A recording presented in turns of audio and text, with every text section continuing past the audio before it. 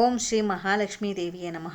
అందరికీ నమస్కారం అండి. నవరాత్రి 5వ రోజు అమ్మవారు శ్రీ మహాలక్ష్మీదేవి రూపంలో దర్శనమిస్తారు. ఈ రోజు పూజ చేసేటప్పుడు అమ్మవారి అష్టోత్తర శతనామావళి చదువుకుంటూ అమ్మవారిని తామర పువ్వులతో కానీ కలువ పువ్వులతోటి కానీ అమ్మవారికి పూజ నిర్వహించుకోవాలి. ఈ పుష్పాలు లభించకపోతే సుగంధభరితమైనటువంటి పుష్పాలు లేదా కుంకుమతో అమ్మవారికి కుంకుమార్చన నిర్వహించుకోవాలి. శ్రీ మహాలక్ష్మి అష్టోత్తర శతనామావళి ప్రారంభ. ఓం ప్రకృత్యై నమః. ఓం వికృత్యై నమః. ఓం విద్యాయై నమః. ఓం సర్వభూతహితప్రదాయై నమః. ఓం శ్రద్ధాయై నమః. ఓం విభూత్యై నమః. ఓం సురభ్యై నమః. ఓం పరమాత్మికాయై నమః. ఓం వాచ్యై నమః. ఓం పద్మలయాయై నమః. ఓం పద్మాయై నమః. ఓం శుచ్యై నమః. ఓం స్వాహాయై నమః. ఓం స్వదాయై నమః. ఓం సుదాయై నమః. ఓం ధన్యాయై నమః. ఓం హిరణ్మయాయై నమః. ఓం లక్ష్మ్యై నమః. ఓం నిత్యపుష్టాయై నమః. ఓం విభావర్యై నమః. ఓం ఆదిత్యై నమః. ఓం దిత్యై నమః. ఓం దీప్తాయై నమః. ఓం రమాయై నమః. ఓం వసుదాయై నమః. ఓం వసుధారిణ్యై నమః. ఓం కమలాయై నమః. ఓం కాంతాయై నమః. ఓం కామాక్ష్యై నమః. ఓం క్రోధసంభవాయై నమః. ఓం అనుగ్రహప్రదాయై నమః. ఓం బుద్ధ్యై నమః. ఓం అనగాయై నమః. ఓం హరివల్లభాయై నమః. ఓం అశోకాయై నమః. ఓం అమృతాయై నమః. ఓం దీపాయ నమః. ఓం తుష్టయే నమః. ఓం విష్ణుపత్నే నమః. ఓం లోకశోక వినాశిన్యై నమః. ఓం ధర్మనిలయాయై నమః. ఓం కరుణాయై నమః. ఓం లోకమాత్రే నమః. ఓం పద్మప్రియాయై నమః. ఓం పద్మహస్తాయై నమః. ఓం పద్మాక్షై నమః. ఓం పద్మసుందర్యై నమః. ఓం పద్మోద్భవాయై నమః.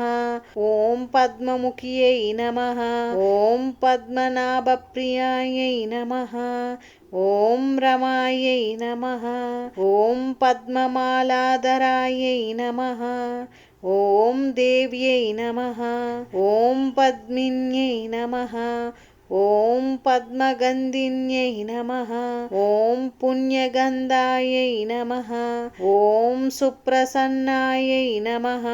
ఓం ప్రసాదాభిముఖ్యై నమః. ఓం ప్రభాయై నమః. ఓం చంద్రవదనాయై నమః. ఓం చంద్రాయై నమః. ఓం చంద్ర సహోదర్యై నమః.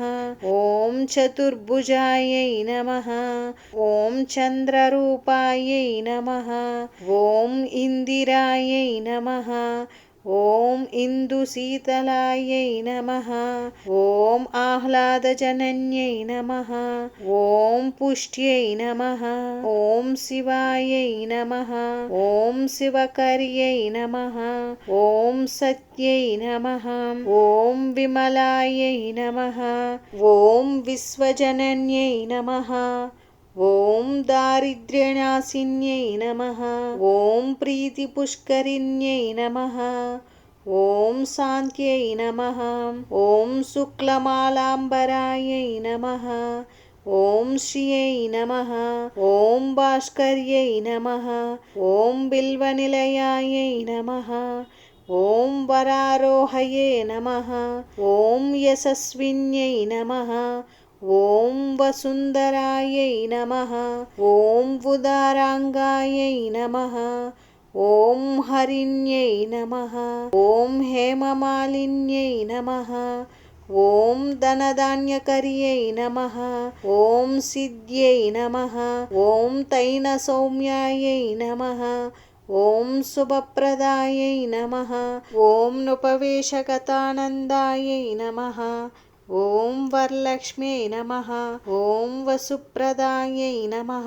ఓం శుభాయై నమః. ఓం హిరణ్యప్రాకారాయై నమః. ఓం సముద్రతనయాయై నమః. ఓం జయాయై నమః. ఓం మంగళాదేవ్యై నమః. ఓం విష్ణువక్షస్థలస్థితాయై నమః. ఓం ప్రసన్నాక్షై నమః. ఓం నారాయణ సమాశ్రితాయై నమః. ఓం దారిద్ర్యధ్వంసిన్యై నమః.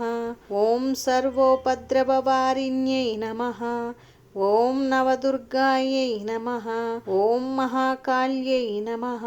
ఓం బ్రహ్మ విష్ణు శివాత్మికాయై నమః.